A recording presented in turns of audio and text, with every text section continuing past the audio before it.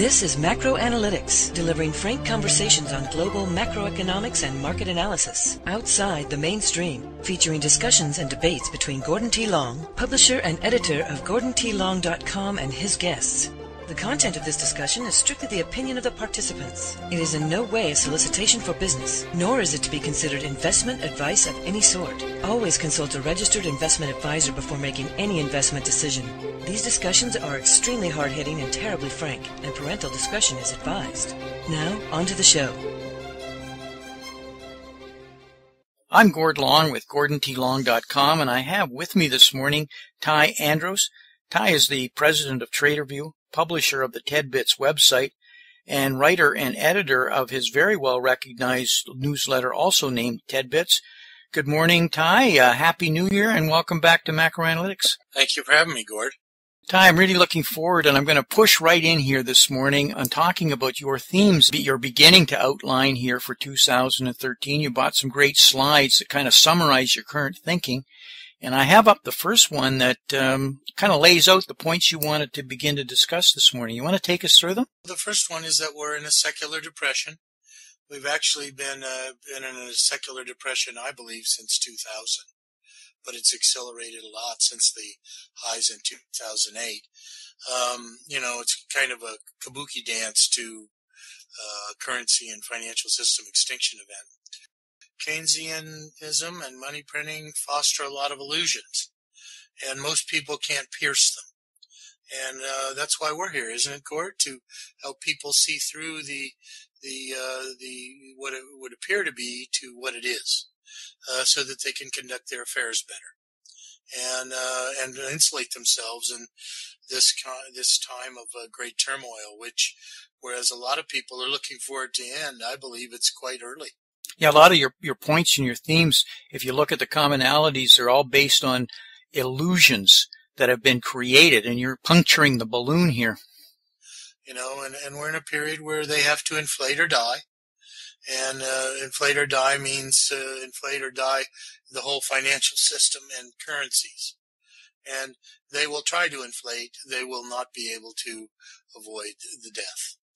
And economic growth is negative in real terms, and it's compounding annually. The productive and wealth creation of the developed world welfare state is being hollowed out, and so that every year the ability to recover and service the debt is farther and farther away. And of course, we've also got the problem of the next round of wealth, which is completely being short-circuited. We also have a public where volatility and complacency is at multi-decade lows. And I mean going back 50 years. And when night follows day, this is going to be resolved. And that volatility is opportunity for people that really are prepared for it. And for those that aren't, it will be probably an unwelcome surprise. Ty, I agree with your point there. I've never seen complacency at these historic levels for this period of time. But on the flip of it, I've never seen uncertainties as high as it is. And that's a bad mixture, a very bad mixture. I have seen similar kinds of patterns, not to the same degree before. And I remember 1987 clear as a bell. And to some degree, even 1999 going into 2000. And the complacency here is, I believe, it's because of a false belief that the central banks are going to be able to paper this over or fix the problem. Yeah, it's superhuman, and they are all correlated onto the same types of investments, as you well know, and we're going to show here that there's just we're in a death and debt spiral, and asset spiral, malinvestments, and everybody's been correlated onto the same page, and when the collapse comes, everybody will become insolvent at the same time. And really, if you measure it properly today, if they did any kind of truth in accounting, we would be insolvent tomorrow morning.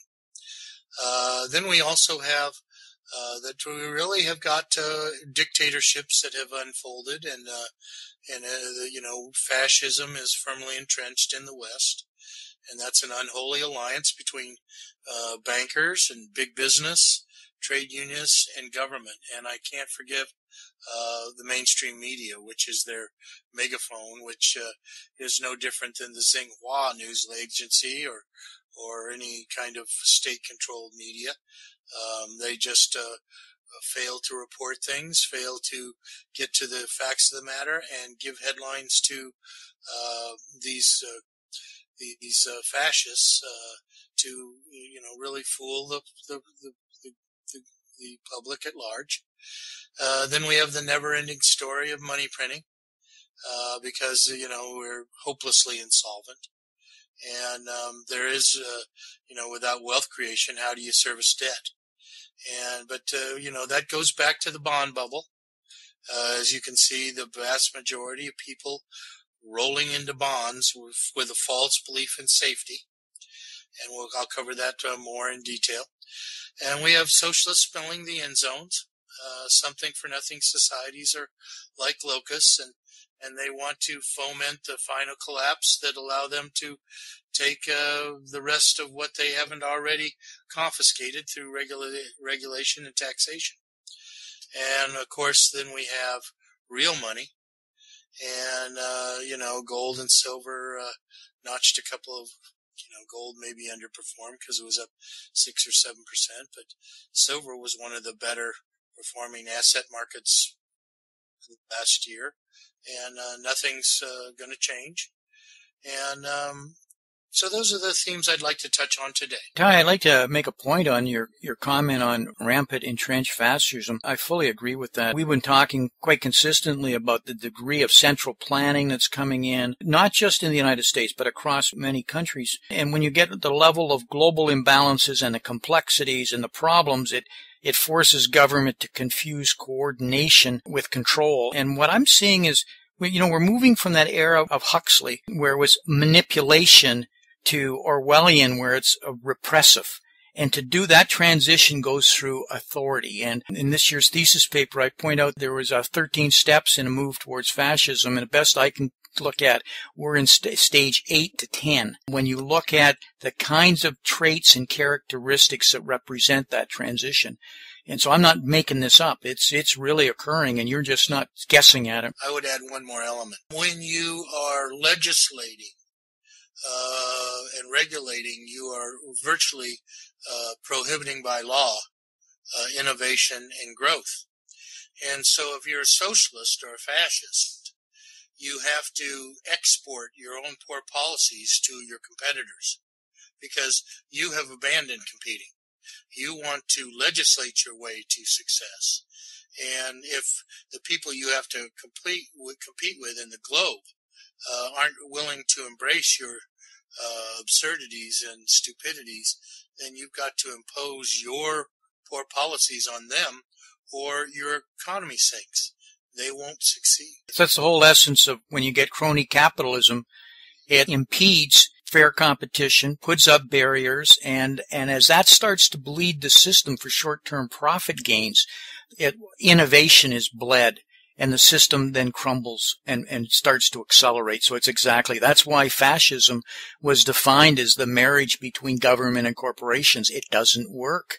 It sounds all right in theory, but it just destroys innovation, entrepreneurialism, the individual, and the desire to take risk. Because crony capitalism at its essence is the avoidance of risk through legislation, regulations, and government interference. Well, it's less for more, less goods and services for more money, and capitalism is more for less, more goods and services for less money, and crony capitalists have to step out, kill capitalism, and they're doing so. We're going to see that as part of our presentation here. Clearly, your themes, Ty, reflect a major concern that capitalism is disintegrating here around the globe. Well, it's alive and well in some areas, and in other areas it's severely impaired. And the ones that are still embracing it are are winning. We can look just to Germany, who is, the model of Austrian capitalism.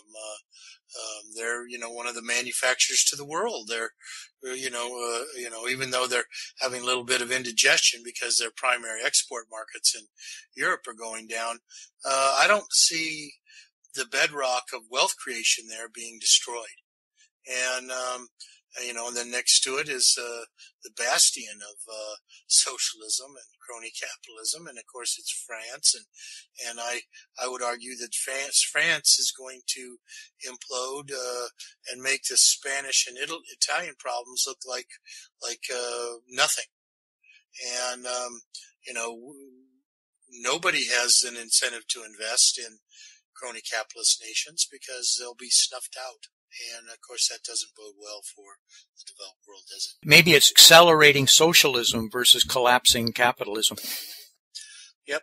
So let's go look at the next slide. And that is really the basis of everything that we've talked about. I'm an applied Austrian economist, and this is the bottom line of where we're at. And I'll just read the quote by Ludwig von Mises, but we're in a currency and financial system extinction event, and it's unfolding as we speak. There's no means of avoiding the final collapse of a boom brought about by credit expansion. The only alternative is only whether the crisis should come sooner as a result of a voluntary abandonment of further credit expansion, or later as a final and total catastrophe of the currency system involved. And, obviously, our leaders have chosen the latter route, as all before them have done, whether it be Perón or Hitler or Mao. Okay, the results will be the same, and we're gonna, cover that here today. Let's go to the next slide. We're in a secular depression, and it's continuing. It's been unfolding. When you look at this is total credit market debt, both private, bank, and public debt securities, courtesy of the IMF and Kyle Bass. And as you can see, the total debt has tripled since 2002. It's up 300%, which is really showing you that this monetization of government debt has been going on longer than is generally being recognized. But when you think of $220 trillion worth of debt and a $60 trillion world economy, which is growing at 2 to 3%, and of course the growth is in the emerging world where they're not overburdened with debt, or at least not to the extent the West is. But you can sit there and say, well, if 60 trillion is growing at 2 to 3%, well, 3% of 60 trillion, $2 or $3 trillion to service $220 trillion worth of debt. Man, that would equate to, sub 1% interest rates. And of course we have that on some areas, but I would say the average rate on that debt is more like 4 to 6%. Yeah, it's definitely north of 4.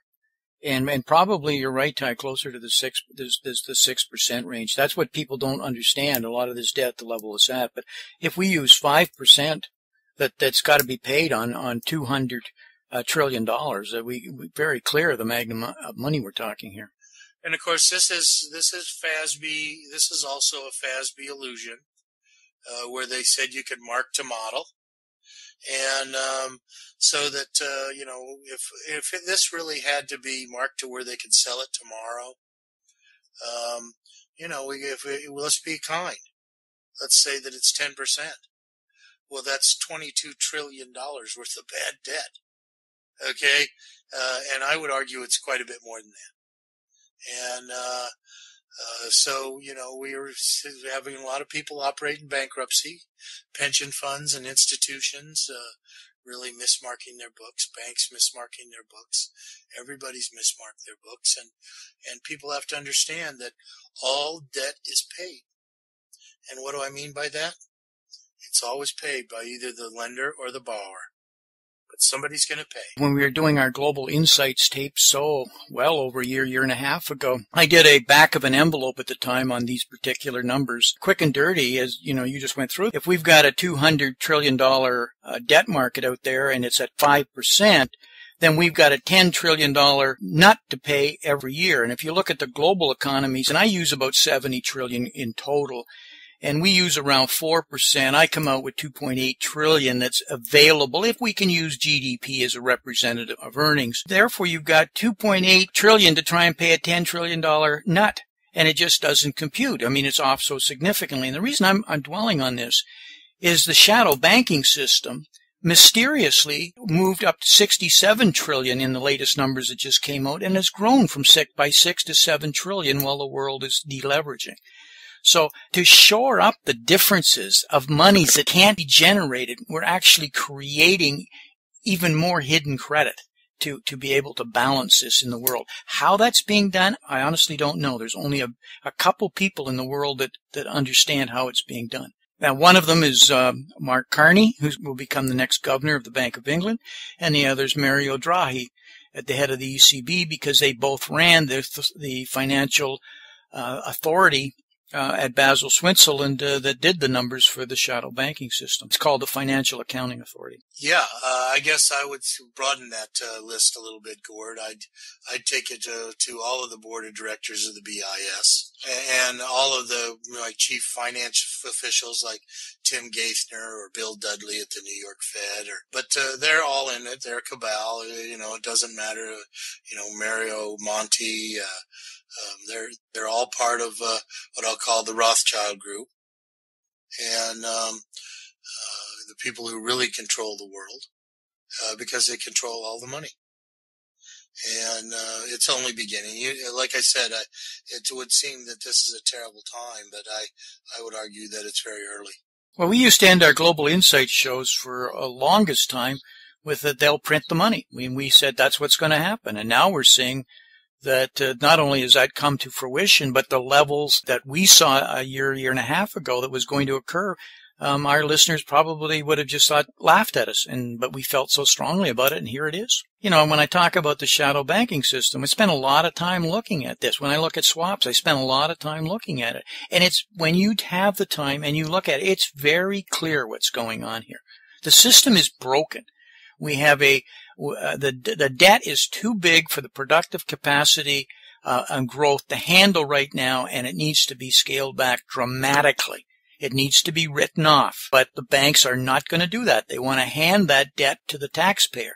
And of course they are. Well, they have been with regulatory arbitrage, but even that can't work. The public is going into the maximum danger zone, which I'll cover here shortly, and that's they're rotating into the perceived safety of bonds, which to me are IOUs denominated in IOUs, but I'll get into that. Let's go to the next slide, Gord. And here's the bottom line. Global debt is compounding at about 11% annually. How do you square that with economies that, if properly measured, aren't growing at all? And if you nominal measure, aren't growing at all? Okay, but there's no new wealth creation. There's just growth from misreporting inflation as growth. And so we really are in a period, and where the law of unintended consequences are unfolding, and all the actuarials for every insurance company and pension fund in the world is going out the window, and all of these insolvencies are just growing at an exponential rate. Really, if you really look at the United States, Lawrence Kolikoff puts the gap adjusted liabilities of the United States at 220 trillion, and they're growing at about 10 trillion a year. And even the Treasury says the gap adjusted debt is going up 7 trillion a year. And of course, that's on supposedly a $15 trillion economy. I've done a lot of work on that. I actually believe the economy's 15 or 20% smaller than it's being reported. So anyway, who's buying all this debt? And of course, that's our next slide. And of course, it's our friendly central bankers. and they are just printing as fast as they can to move that toxic debt and fund, I'll call it Ponzi governments, as quick as they can. And of course, they haven't been able to keep up, have they, Gord? So, that's really where we're headed. We're headed into, as we know, QE to infinity. And the idea that they can never withdraw is never going to happen. The idea that interest rates can be allowed to rise is never going to happen. Okay, the numbers are just too great. The whole system will collapse on any kind of backup in rates, except for, you can have a backup in rates in Greece, which is, 1/10 of the global economy, 1/10 of 1%. There's going to be blow-ups, and of course those blow-ups will happen first in the economies that don't have the ability to print the money, and then the ones that do. And so we're headed into I'll call it a black hole. We are in a black hole. We're below the event horizon, and the announced money printing is really accelerating, and it's going to have to continue to accelerate. Gord, you and I did some work, I don't know, 2 or 3 years ago now, where the bad debt in Europe was, we thought, about $25 trillion. I would say that number's just grown since that time. It's all got worse and larger. And that's why these charts, the one we're showing right here, you can clearly see that it was going at a phenomenal rate, and we've taken another major lift, and it's going to take another one within 18 months if we can survive without a catastrophic collapse or failure somewhere in this complex system we call globalization, to offset this because of the amount of non-performing loans, bad debt, rollovers where the collateral doesn't support it. And some of our listeners may not be fully aware, but in September, we in the United States went to quantitative easing 3, and then 3 months later went to quantitative easing 4. Quantitative easing 3 unlimited, and now quantitative easing 4 to $1 trillion rate in the United States. At the same time, you had the ECB go to uncapped in September, unlimited. You had Japan elect a government. Abe is now specifically going to at least double what is a quadrillion yen debt level to fight what he believes is an overvalued yen. And Carney has already said he's going to the Evans rule, which is another way of saying it's going to be unlimited in the UK. So, we're talking about now having an open policy to print any amounts of money without having to really have to argue with anybody. That tells you we are below the event horizon, as in a death spiral, because you're now locked into, in this case, an exponential growth of debt, or just quickly folding into itself in a death spiral. Well, when we look at those $10 trillion of combined central bank balance sheets, and we sit there and look at the enormity, they may be growing at 20 to 30% compounded annually going forward. What I believe they're terrified of right now is that all of the collateral that's used to pledge and borrow more money is cascaded. So it's what they call rehypothecation. So it's handed from one player to the other. And so debt is actually used as an asset and becomes a security. That's all fine. But if that asset ever devalues, goes down in price for any reason, it's like a massive bank run. So now what we've got is we've got this huge amount of debt that's all built up over here. And now we have non-performing loans. In other words, the loans out there are bad loans. They can't generate the amount of money that was used to, in fact, originally fund them. So how do you stop that? Well, right now they're rolling them over, keeping them at full value, but they're not. They're probably 30 and 40 and 50% level reductions after being brought down. So they know that it's going to happen to some level. They're just trying to get as much money out there to draw this out, to push it out until they can get some kind of growth, or buy time that the growth will offset the debt. But we're folding in at too fast a rate. Too many of these businesses are non-productive. Well, let me put a cherry on top of that for you. Okay, because what we've got at the very center of it is sovereign debt. And it's German sovereign debt, it's UK sovereign debt, it's, Bank of Japan and the United States. And none of that debt is repayable. They basically haven't repaid a penny of it for decades. It's completely unpayable and inextinguishable. And then it's used for collateral to borrow, which is bad enough in that they're doing it without the knowledge of the people who are the owners of that debt. But then they pledge that same collateral to 20 or 30 lenders. So they're getting huge amounts of leverage, and who actually has a good claim to the collateral? But they may have a good claim to the collateral, but the collateral's worthless. So we really, like I said, I need to put a little cherry on that, because rehypothecation is bad, but times 30 on the same piece of collateral that is absolutely worth nothing